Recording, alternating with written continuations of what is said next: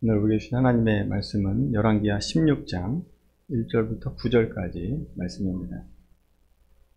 구약성경 588페이지 열왕기하 16장 1절부터 9절까지 말씀.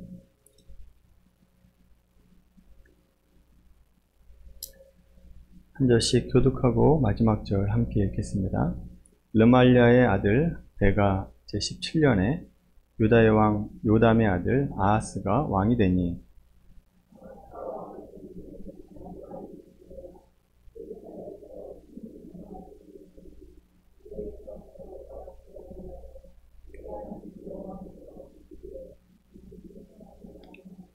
이스라엘의 여러 왕의 길로 행하며 또 여호와께서 이스라엘 자손 앞에서 쫓아내신 이방 사람의 가증한 일을 따라 자기 아들을 불 가운데로 지나가게 하며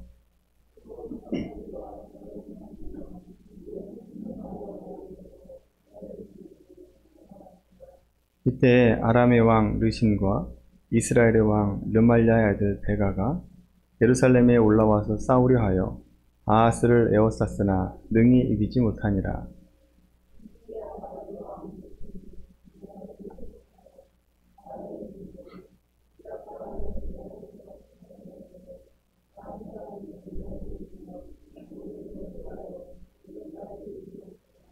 아하스가 아수르 왕 드글랏 빌레셋에게 사자를 보내 이르되 나는 왕의 신복이요 왕의 아들이라. 이제 아람 왕과 이스라엘 왕이 나를 치니 청하건대 올라와 그 손에서 나를 구원하소서 하고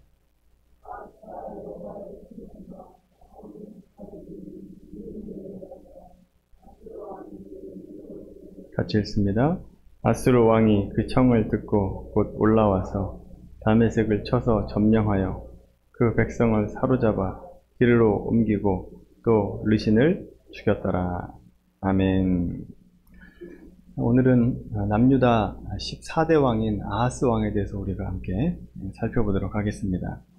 유다에서 가장 악한 왕 둘을 꼽으라고 한다면 한 명이 오늘 우리가 함께 보는 아하스 왕이고 그리고 아하스의 손자 므낫세 왕입니다. 아하스가 왕으로 있을 때 활동했던 선지자가 여러분 연대표에 보시면 5대 선지자라고 표현되어 있는데 우리가 잘 알고 있는 이사야 선지자도 이 아하스 왕 때 활동했던 선지자입니다.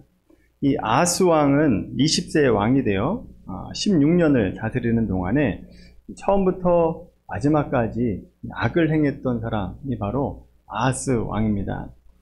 그래서 1절부터 4절까지 말씀 보시면 아하스 왕의 통치에 대해서 대략적인 평가가 나오게 되고 5절부터는 아하스가 왜 그렇게 평가될 수밖에 없었는가에 대해서 설명을 하고 있습니다. 3절 말씀 보시면 아하스가 아하스 왕을 평가할 때 여호와 보시기에 정직히 행하지 않았다라고 하는 평가와 더불어서 북이스라엘 왕의 길로 행했다라고 하는 평가가 나옵니다. 남유다 왕인데 북이스라엘 왕처럼 살았다라고 하는 것은 유다 왕들에게 있어서는 익숙하지 않은 것인데 이스라엘 백성들의 왕처럼 살았다라고 하는 겁니다. 그것뿐만이 아니라 3절 말씀 보시면 이방 사람들의 가증한 일을 따라서 자기 아들을 불 가운데로 지나가게 했다라고 얘기합니다. 이것은 불로 자기 아들을 제단에 제물로 드렸다라고 한 얘기입니다. 그리고 산당들과 작은 산 위와 모든 푸른 나무 아래에서 자신이 직접 제사를 드리며 분향을 했다라고 말씀하고 있습니다. 자, 한마디로 남유다를 북이스라엘과 같은 우상을 섬기는 나라로 만들었다라고 한 얘기입니다.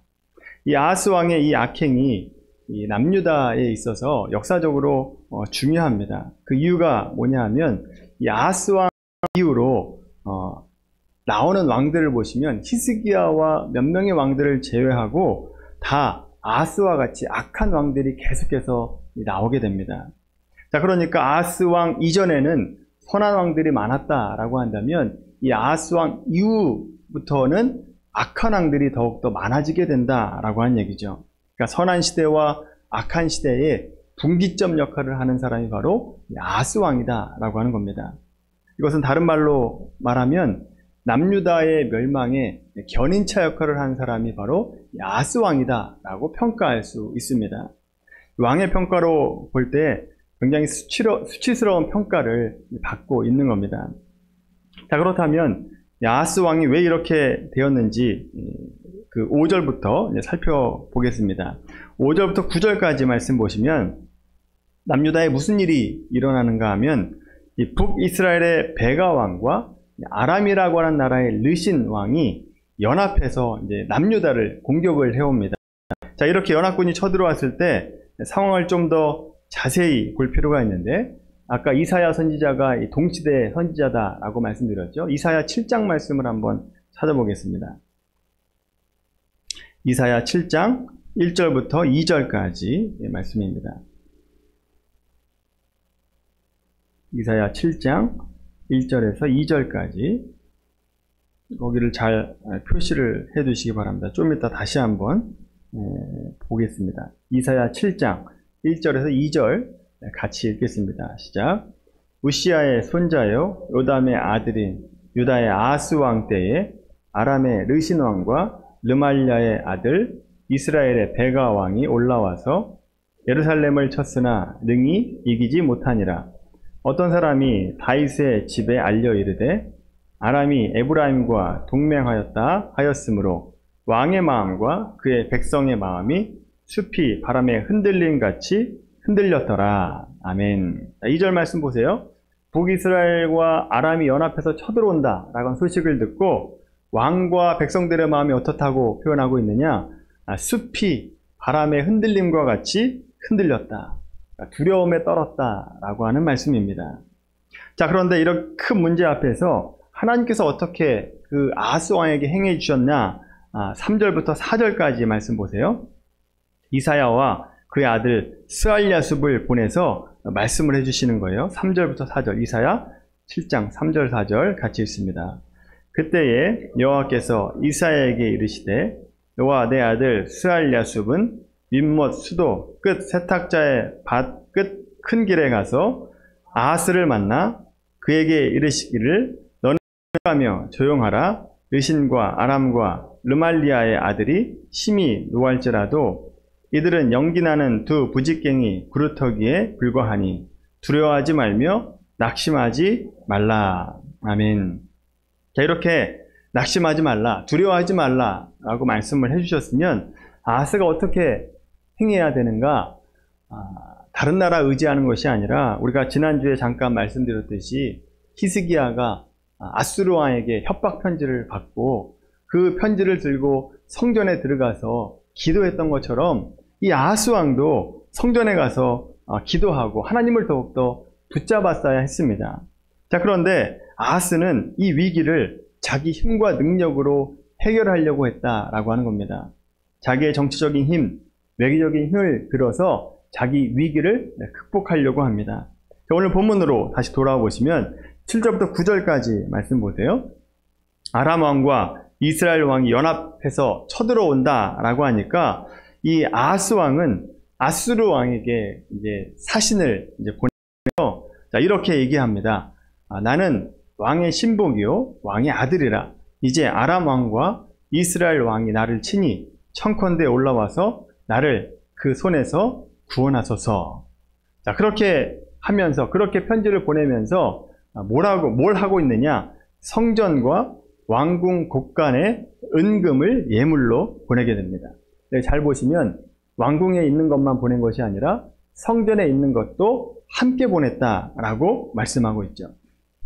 자, 성전에 기물까지 보냈다라고 하는 것은 그가 하나님께 속한 것, 하나님의 것을 귀하게 여기지 않았고 이것은 곧 하나님으로 여기지 않았다라고 하는 것을 나타내고 있는 겁니다.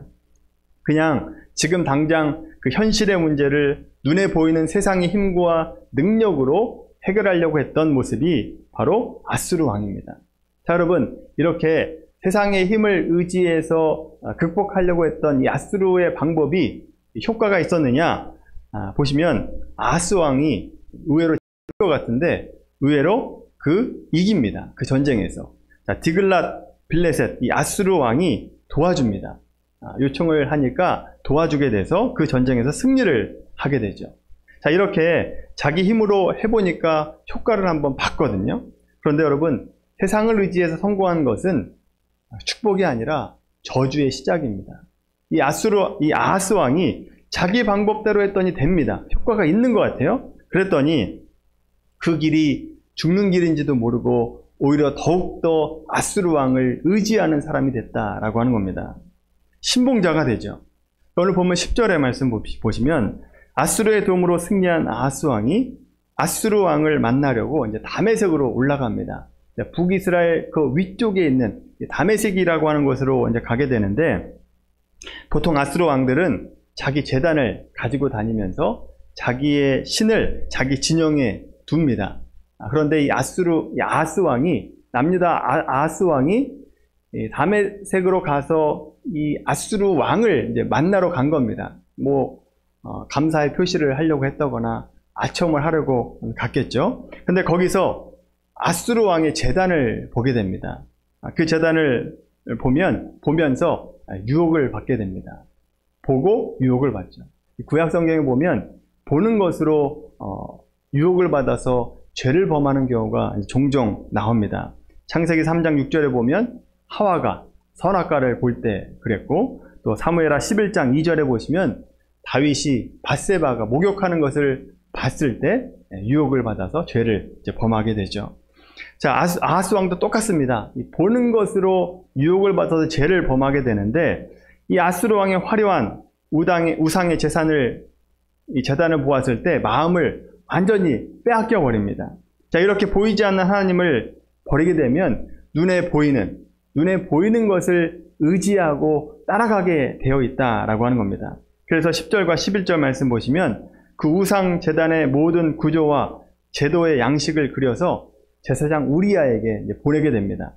자, 그랬더니 이 제사장이 얼마나 충성되던지 아하스 왕이 돌아오기 전에 그 양식 그대로 똑같이 만들어 놨다라고 하는 겁니다. 그리고 아하스 왕이 돌아와서 그 제단을 보고 그 위에서 각종 제사를 드립니다. 정상적인 제사장이라면 그렇게 하지 말아야 되고, 정상적인 왕이라면 그렇게 하지 않았어야 됐는데 이런 일을 하고 있습니다. 여러분, 아하스 왕이 왜 이렇게 브레이크 없는 차같이 악한 일로, 우상 숭배하는 일로 치닫고 있는가? 그 이유가 무엇인가? 우리가 두 가지로 생각을 해볼 수 있습니다. 첫째는 아하스 왕은 눈에 보이지 않는 하나님보다 눈에 보이는 세상을 더 의지하는 사람이었기 때문에 그렇습니다. 눈에 보이지 않는 하나님 믿지 않겠다. 나는 눈에 보이는 것, 내가 직접 만질 수 있는 것을 내가 의지하겠다라고 생각하고 그 길을 따라갔던 사람입니다. 그리고 아까 이사야 말씀을 다시 한번 찾아볼까요? 이사야 7장 말씀. 이사야 7장 말씀을 다시 한번 보시면 이사야 선지자가 아하스에게 당신이 이길 것이다 라고 말씀을 전합니다. 말씀을 전하면서 한 말이 있어요. 이사야 7장 10절부터 11절까지입니다. 이사야 7장 10절부터 11절까지 한번 읽어볼까요? 시작. 여호와께서 또 아하스에게 말씀하여 이르시되 너는 내 하나님 여호와께 한 징조를 구하되 깊은 데에서든지 높은 데에서든지 구하라 하시니, 징조를 구하라 라고 얘기합니다. 그러니까 너가 아하스 왕이 승리할 것을 내가 징조로 보여주겠다 라고 한 얘기입니다.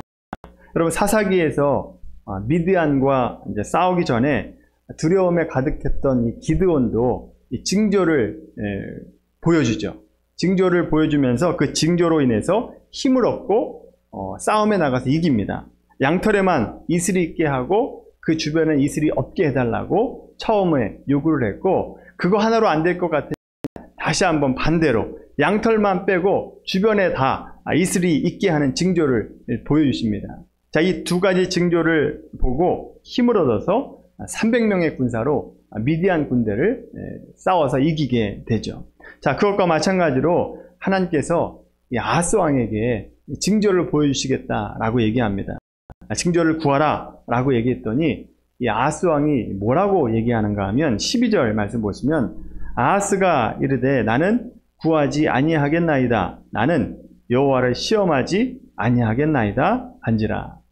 여러분 표면적으로 이해해 보시면 이렇게 이해할 수 있어요. 저는 징조를 구하지 않아도 하나님입니다 라고 하는 얘기인 것 같아요. 여러분 그 얘기가 아닙니다.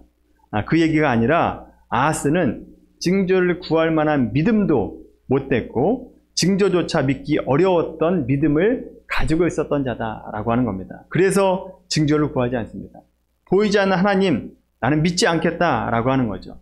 그래서 결국 보이고 만져질 수 있는 왕인 디글랏 빌레셋을 나는 의지하겠다라고 하는 겁니다. 그리고 그 화려한 제단을 의지하게 됩니다. 자, 오늘 본문 15절 말씀을 다시 돌아보시면 이 큰 제단이다 라고 하는 말이 나옵니다. 그러니까 아하스는 눈에 보이는 아수르 왕 그리고 눈에 보이는 그 화려한 제단을 믿겠다. 보이지 않는 하나님은 나는 믿지 않겠다 라고 얘기한 것이죠. 자, 눈에 보이는 것만 믿겠다 라고 하는 것이 바로 아하스의 믿음입니다. 아하스의 종교관. 그래서 하나님을 버리고 눈에 보이는 것을 쫓아갔기 때문에 결국 우상을 숭배할 수밖에 없었던 왕이 된 겁니다. 자, 두 번째로 아하스가 한없이 이 우상 종교를 따라갔던 이유가 뭐냐 하면 이 아하스의 종교의 기준이 뭐냐 하면 오직 현재 나의 문제를 해결할 수 있느냐 없느냐를 보고 판단했다라고 하는 겁니다. 아하스는 현재의 문제로 인해서 자기를 되돌아보면서 회개하지 않았습니다. 단지 이 문제를 해결할 수 있는 하나님이냐 아니면 우상이냐 아니면 다른 귀신이냐 상관없이 내 문제만 해결하면 나는 그것을 믿겠다라고 생각하고 따라갔던 사람이 바로 아하스 왕이었다라고 하는 거죠. 오늘 본문으로 돌아보시면 16절부터 18절까지 말씀 보시면 성전의 모든 구조를 바꿉니다. 모든 구조를 바꿔요. 그러니까 뭘 바꿨는지 정확히 모르더라도 왜 이렇게 바꿨느냐라고 하는 것에 대해서는 명확히 말씀해주고 있죠. 18절 마지막 부분에 보시면 왜 성전의 모든 구조를 바꿨냐? 아수르 왕이 두려워서 바꿨다라고 하는 겁니다. 다른 번역본 보시면 아시리아 왕에게 경의를 표하려고 성전의 구조를 바꿨다라고 얘기합니다. 아수르 왕이 다메섹까지 왔어요. 그런데 혹시 남유다까지 내려올지 몰라서 그 구조를, 이 제단의 구조를 다 우상의 숭배의 구조로 다 바꿨다라고 하는 겁니다. 왜 이렇게 바꿨느냐?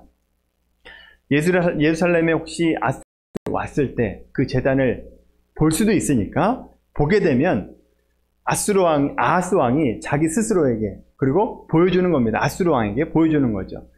나의 믿음이 당신의 믿음보다 적지 않습니다. 당신의 신을 섬기는 나의 믿음이 적지 않다라고 하는 것을 보여주려고 이 우상의 제단으로 라고 하는 거죠. 자, 아수르 왕이 자기에게 도움이 되고 유익이 되니까 마치 아수르 왕이 신인 것처럼 그에게 어떻게 해서든지 잘 보이려고 제단까지 바꾸면서 성전까지 바꾸면서 했던 사람이 바로 아하스 왕이다 라고 하는 겁니다. 자, 이렇게 이런 열심을 하나님께 보여줬으면 구원해 주셨을 텐데 이 열심을 살아있는 사람에게 또 우상 신에게 이런 열심을 보여주고 있다라고 하는 겁니다. 이것이 바로 아하스의 신앙이고 믿음이었습니다. 자, 그렇다면 이렇게 아하스 왕이 아수르 왕을 선택해서 그 결과가 정말 좋았느냐라고 하는 것을 우리가 한번 좀 살펴볼 필요가 있습니다. 정말로 효과가 있었는가? 아까 좀 전에 말씀드렸듯이 이 아람 왕과 북이스라엘이 연합해서 공격해 올 때 이 아수르 왕이 도와줘서 그 공격에서 이겼다, 승리했다라고 제가 말씀을 드렸죠. 그런데 제가 말씀드리지 않은 게 있어요. 그 전쟁으로 인해서 피해받은 상황에 대해서는 말씀드리지 않았죠. 어떤 피해를 받았는가, 어떤 피해가 있었는가 하면 역대하 말씀에 그 피해가 나옵니다. 역대하 말씀 한번 찾아볼까요? 역대하 28장 5절부터 7절까지입니다. 구약성경 692페이지 역대하 말씀은 남유다 왕들을 중심으로 써져 있는 말씀이다 라고 말씀드렸죠. 역대하 28장 5절부터 7절까지 말씀. 북이스라엘과 아람 동맹군이 침입했을 때 어떤 피해를 당했는가? 구약성경 692페이지 역대하 28장 5절부터 7절까지 같이 읽습니다. 시작. 그러므로 그의 하나님 여호와께서 그를 아람 왕의 손에 넘기심에 그를 쳐서 심히 많은 무리를 사로잡아 다메섹으로 갔으며 또 이스라엘 왕의 손에 넘기심에 그가 쳐서 크게 살육하였으니 이는 그의 조상들의 하나님 여호와를 버렸음이라. 르말랴의 아들 베가가 유다에서 하루 동안에 용사 12만 명이 죽였으며 에브라임 용사 시그리는 왕의 아들 마아세야와 국내 대신 아스리감과 총내 대신 엘가나를 죽였더라. 아멘. 자, 그러니까 아람 왕이 예루살렘을 들어오지 못했어요. 수도까지는 들어오지 못했어도 많은 사람을 포로로 다메섹, 자기 수도로, 아람의 수도로 데려갔다라고 얘기합니다. 또 북이스라엘 베가에 의해서 하루에 12만 명, 12만 명이 죽었습니다. 그리고 아하스의 아들 마아세야가 죽었고 국내 대신 아스리감과 총리 대신 엘가나가 죽었습니다. 그러니까 자기 아들과 자기의 신하들이 죽었다라고 하는 겁니다. 여러분, 아하스 왕 때의 피해가 여기에서 끝이 아니에요. 에돔과 블레셋이 일어나서 유다를 다시 침략을 하게 되는데 아하스 역대하 28장 16절부터 19절까지 한번 볼까요? 역대하 28장 16절부터 19절까지 16절부터 19절 같이 읽습니다. 시작. 그때 아하스 왕이 아수르 왕에게 사람을 보내어 죽이기를 구하였으니 이는 에돔 사람들이 다시 와서 유다를 치고 그의 백성을 사로잡았음이며 블레셋 사람들도 유다의 평지와 남방 성읍들을 침노하여 베세메스와 아얄론과 그데롯과 소고 및 그 주변 마을들과 딥나 및 그 주변 마을들과 김소 및 그 주변 마을들을 점령하고 거기에 살았으니 이는 이스라엘 왕 아하스가 유다에서 망령되이 행하여 여호와께 크게 범죄하였으므로 여호와께서 유다를 낮추심이라. 아멘. 자, 에돔과 블레셋이 침입한 이유가 나오죠. 19절을 한번 보세요. 19절에 보시는 것처럼 아하스가 유다에서 망령되이 행하여 여호와께서 크게 범죄하였으므로 여호와께서 유다를 낮추심이라. 유다를 낮추심이라. 단순히 유다를 공략하기 위해서, 침략하기 위해서 온 것이 아니라 아하스가 망령된 행동과 죄를 범하고 있었기 때문에 하나님께서 징벌로 내려주셨다라고 하는 겁니다. 자, 이런 공격을 당할 때 아하스가 누구를 의지했을까요? 공격을 당해요. 블레셋으로부터. 누구를 의지했을까요? 하나님이 아니라 또다시 아수르 왕을 의지합니다. 디글랏 블레셋에게 찾아가서 도와달라라고 요청을 하죠. 자, 그 요청을 하니까 어떻게 되었는가? 역대하 28장 20절, 21절 한번 볼까요? 역대하 28장 20절부터 21절 읽겠습니다. 시작. 아수르 왕 디글랏 블레셋이 그에게 이르렀으나 돕지 아니하고 도리어 그를 공격하였더라. 아하스가 여호와의 전과 왕궁과 방백들의 집에서 재물을 가져다가 아수르 왕에게 주었으나 그에게 유익이 없었더라. 아멘. 그럼 자기가 그렇게 믿었던 아수르 왕 디글랏 블레셋이 도와주지 않고 오히려 공격했답니다. 오히려 공격을 했다. 여기서 포기하지 않고 더 의지하죠. 재물을 다 갖다 줍니다. 또 갖다 줘요. 또 갖다 줬더니 유익했느냐? 유익이 없었더라. 유익이 없었더라 라고 말씀하고 있습니다. 여러분, 유익이 없었더라. 여러분, 이 짧은 이 말씀이 우리에게 많은 것을 이야기하고 있습니다. 유익이 없었더라. 여러분, 우리도 사실 눈에 보이지 않는 하나님보다 눈에 보이는 것을 의지하고 싶을 때가 훨씬 더 많습니다. 정신 차리지 않고 잠깐 한눈을 팔면 어느 순간에 하나님을 잃어버리고 하나님은 온데간데 없이 눈에 보이는 것만 손에 잡고 있는 경우가 얼마나 많은지 모릅니다. 그런데도 우리가 마치 하나님을 잘 믿고 나는 하나님을 잘 의지하고 있구나 라고 착각하면서 살아갈 때가 있습니다. 왜냐하면 주일날이면 땅에서 예배하고 있거든요.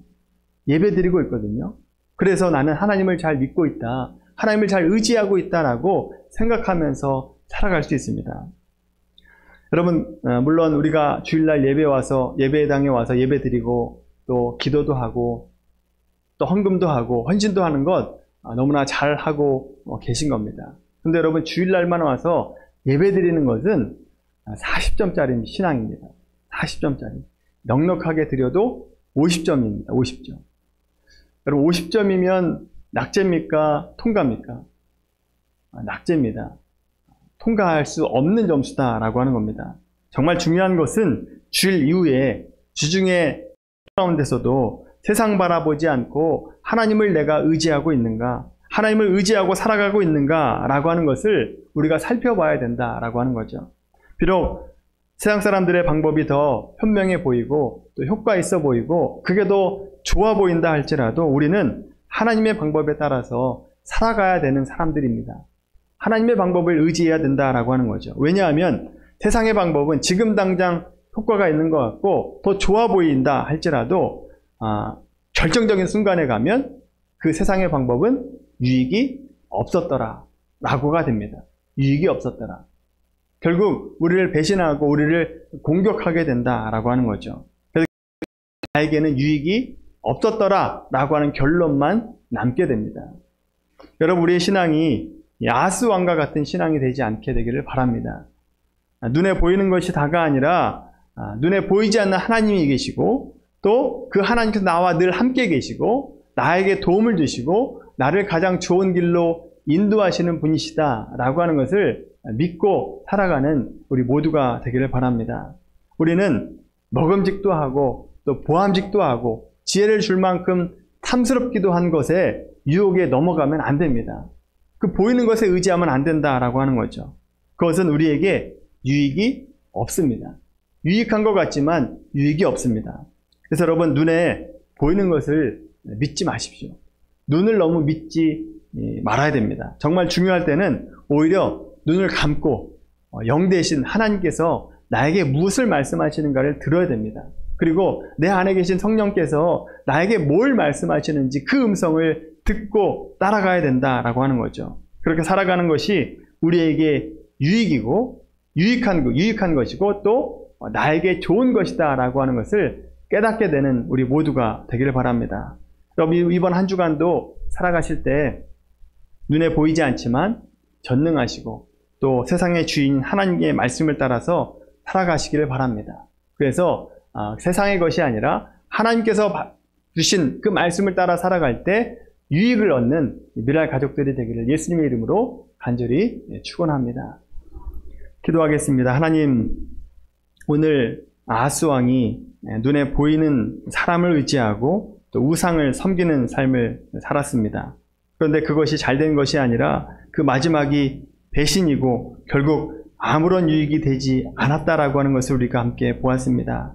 오늘 말씀을 통해서 우리 모든 미랄 가족들에게 깨달음을 주시고 아하스와 같이 살지 않겠다고 결단하게 하여 주시옵소서. 비록 우리가 보이지 않는 하나님을 섬기는 것이 어렵더라 할지라도 나의 영혼에 말씀하시고 성령께서 내 마음 가운데 말씀하시는 것을 듣고 순간순간에 하나님의 지혜로 살아갈 수 있도록 은혜 내려 주시옵소서. 그래서 하나님께서 따라가는 그 삶이 유익한 삶이고 나에게 가장 좋은 것을 알고 믿고 실천하며 살아가는 우리 미랄 가족들 될 수 있도록 은혜 내려 주시옵소서. 한 번 더 기도할 때 여러분 아픈 부위에 손을 얹고 기도하시고 영적인 아픈 부분과 또 간절한 기도 제목이 있는 분들은 가슴에 손을 얹고 기도하기 원합니다. 하나님께서 여러분의 작은 믿음을 보시고 역사해 주실 줄로 믿고 소망하며 기도하겠습니다. 하나님, 오늘 우리의 영적인 아픔과 육적인 아픈 부위에 손을 얹고 기도합니다.